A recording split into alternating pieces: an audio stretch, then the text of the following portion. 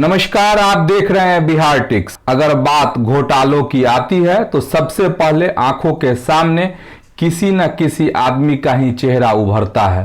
बात शेयर बाजार की हो तो हर्षद मेहता का चेहरा दिखने लगता है। बात बैंक की हो तो नीरव मोदी और विजय माल्या जैसे लोगों का चेहरा दिखता है। ऐसे बहुत ही कम मौके होते हैं जब किसी महिला के फ्रॉड करने की बातें सामने आती है।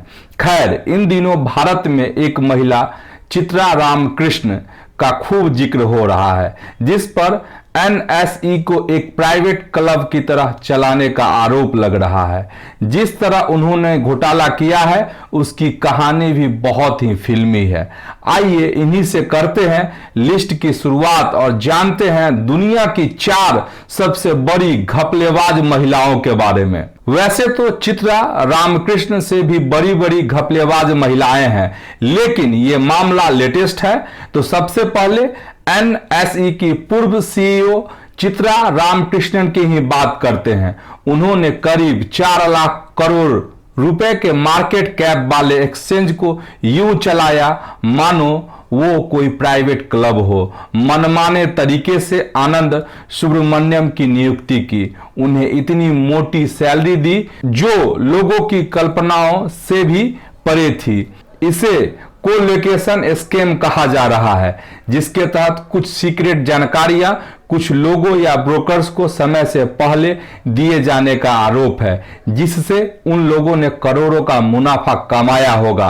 सेबी ने इत्मीनान से मामले की जांच के बाद रिपोर्ट दी है, जिसमें चित्रा रामकृष्ण पर तमाम आरोप हैं। तो इन बातों को महज अफवाह भी नहीं कहा जा सकता। इस पूरे मामले में एक फिल्मी ड्रामा भी है। जब चित्रा से पूछा गया कि उन्होंने ये सब क्यों किया तो वह बोली कि हिमालय के एक योगी के कहने पर वह ये सब करती थी। छानबीन के बाद एसबीआई को शक है कि आनंद सुब्रमण्यम ही वह बाबा है। वहीं चित्रा कहती हैं बाबा कौन है उन्होंने नहीं देखा है। सवाल ये उठता है कि एक पढ़ी लिखी इतने ऊंचे पद पर बैठी महिला ऐसी फालतू की बात कैसे कर सकती है कि वह किसी योगी बाबा के इशारे पर एनएसई को चला रही थी, जिससे वह कभी मिली भी नहीं। चित्रा बताती हैं कि वह करीब 20 सालों से इस रहस्यमयी बाबा के इशारों पर काम कर रही थी। ऐसे में चित्रा के सहयोगियों पर भी सवाल खड़ा होता है कि उन्हें इतने सालों में किसी भी गड़बड़ी का पता कैसे नहीं चला। खैर, जांच जारी है, हर दिन नए खुलासे हो रहे हैं। ये भी पता चला है कि चित्रा रामकृष्ण ने टैक्स हेवन देशों का भी दौरा किया था, तो उस नजरिए से भी जांच की जा रही है। यूं तो तमाम तरह के स्टार्टअप आए दिन शुरू होते हैं और बंद हो जाते हैं, लेकिन अमेरिका की एलिजाबेथ होम्स ने ऐसा स्टार्टअप शुरू किया था जो किसी क्रांति से कम नहीं था। उन्होंने महज 19 साल की उम्र में 2003 में एक ऐसे डिवाइस को बनाने पर काम करना शुरू किया जिसके जरिए खून की सिर्फ कुछ ही बूंदों से कैंसर समेत करीब 200 तरह के टेस्ट हो सकेंगे। उन्होंने थॉमस एडिसन के नाम पर इस डिवाइस का नाम एडिसन रखा। वह कहती थी कि जैसे थॉमस एडिसन कई बार फेल होने के बाद सफल हुए, वैसे ही एडिसन डिवाइस भी कई बार फेल होने के बाद सफल हुई है। उन्होंने सिलिकॉन वैली में एक कंपनी शुरू की जिसका नाम था थेरानोस। देखते ही देखते इस कंपनी का वैल्यूएशन 2014 तक 9 अरब डॉलर हो गया। जब भी वह इस डिवाइस या अपने आइडिया के बारे में किसी साइंटिस्ट या प्रोफेसर को बताती तो उन पर कोई यकीन नहीं करता और कहता कि यह नामुमकिन है। हालांकि अपनी आकर्षक छवि और बात करने के शानदार अंदाज से वह हर किसी को अपनी बात मनवा लेती थी। एलिजाबेथ होम्स को तो लोग आज के दौर का स्टीव जॉब्स तक कहने लगे थे। वह स्टीव जॉब्स की तरह ही कपड़े भी पहनती थी और उन्हीं की तरह बिना लाइसेंस प्लेट की काली गाड़ी में चलती थी। उनकी बातों से निवेशक कितनी जल्दी आकर्षित होते थे इसका अंदाजा तो इसी बात से लगता है कि उनकी कंपनी में रूपर्ट मर्डॉक, ओरेकल के संस्थापक लैरी एलिसन, वॉलमार्ट के वाल्टन परिवार जैसे निवेशक शामिल थे। उन्हें फोर्ब्स ने अरबपतियों की लिस्ट में शामिल किया और फॉर्च्यून मैगजीन ने भी अपनी लिस्ट में में जगह दी। धोखे की नींव पर बना ये रेत का महल 2015 में ढेर हो गया, जब वॉल स्ट्रीट जर्नल के एक पत्रकार ने एलिजाबेथ के इनोवेशन को फर्जी बता दिया। जब जांच हुई तो पता चला कि वह एडिसन पर सिर्फ कुछ ही टेस्ट करती थी और उनकी एक्यूरेसी भी बहुत कम होती थी। अधिकतर टेस्ट तो दूसरी मशीनों से होते थे और एक झटके में 9 अरब डॉलर यानी करीब 68,000 करोड़ रुपए के वैल्यूएशन वाली कंपनी थेरानोस की वैल्यू 0 हो गई। एलिजाबेथ पर धोखाधड़ी का आरोप लगा। दुनिया का सबसे बड़ा क्रिप्टो फ्रॉड बुल्गारिया की रहने वाली एक खूबसूरत लड़की रूजा इग्नातोवा ने किया था।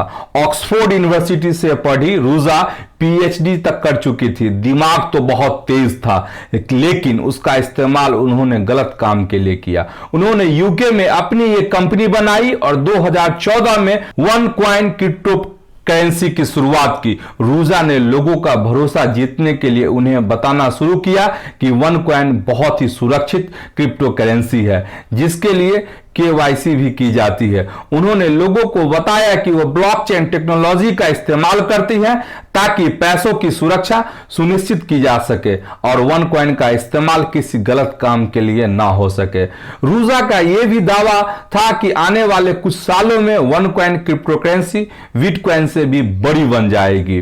बिटकॉइन की लोकप्रियता इतनी बढ़ी कि लोग इसके बारे में अधिक जानकारी जुटाए बगैर ही OneCoin में पैसे लगाने लगे। चीन, यूके, दक्षिण अफ्रीका समेत भारत तक के लोगों ने इसमें पैसे लगाए थे। अफ्रीका के बहुत से देशों में तो लोगों ने अपनी जमीन और जानवर तक बेचकर इसमें पैसा लगाया। यहां तक कि कंपनी के लिए काम करने वाले मल्टी लेवल मार्केटिंग लीडर्स उन्हें मिलने वाले कमीशन को भी OneCoin में लगाने लगे ताकि मोटा मुनाफा कमा सकें। इन सब के बीच इक्का दुक्का लोग OneCoin पर शक किया करते थे और रूजा ने पुर्तगाल में अक्टूबर 2017 में एक इवेंट के जरिए लोगों के सवालों के जवाब देने की बात कही। इस इवेंट में वह यह भी बताने वाली थी कि कब वह OneCoin को कैश में बदल सकते हैं। इवेंट में लोग रूजा का इंतजार करते रहे और रूजा इग्नातोवा करीब 5 अरब डॉलर यानी लगभग 35,000 करोड़ रुपए का क्रिप्टो करेंसी फ्रॉड करके फरार हो गए। रूजा के साथ इस स्कैम का हिस्सा रहे बहुत से लोग गिरफ्तार हुए, लेकिन रूजा का आज तक कोई पता नहीं चला। वह अब तक गायब है। द टाइम्स ने इसे इतिहास के सबसे बड़े स्कैम में से एक कहा है। एक वक्त ऐसा था कि लोग आईसीआईसीआई बैंक की पूर्व प्रबंध निदेशक चंदा कोचर की मिसालें दिया करते थे। बताया जाता था कि कैसे एक महिला ने इतने बड़े निजी बैंक में अपनी ऊंची जगह बनाई। चंदा कोचर ने खूब शोहरत बटोरी, लेकिन एक गलती की वजह से सब कुछ मटिया मेट हो गया। इस गलती में अहम रोल है उनके पति दीपक कोचर का, जिन्हें गिरफ्तार तक किया गया था और वह लगभग 6 महीनों तक कस्टडी में थे। चंदा कोचर 2009 में आईसीआईसीआई बैंक की सीईओ बनी थी, लेकिन 2018 में मनी लॉन्ड्रिंग के आरोपों के चलते उन्हें अपने पद से इस्तीफा देना पड़ा। इस कहानी की शुरुआत होती है 2012 से, जब वह आईसीआईसीआई बैंक की सीईओ थी। उसी दौरान वीडियोकॉन ग्रुप को 3,250 करोड़ रुपए का लोन दिया था। इस लोन के करीब 6 महीने बाद चंदा कोचर के पति दीपक कोचर ने new power renewals private limited नाम की एक कंपनी बनाई, जिसे वीडियोकॉन ग्रुप के प्रमोटर वेणुगोपाल धूत ने करोड़ों रुपए ट्रांसफर किए थे। इसके बाद जब मामला खुला तो ईडी ने चंदा कोचर, उनके पति दीपक कोचर और वीडियोकॉन के मुखिया वेणुगोपाल धूत और कुछ अन्य लोगों के खिलाफ बैंक लोन में धोखाधड़ी और पीएमएलए के तहत केस दर्ज किया।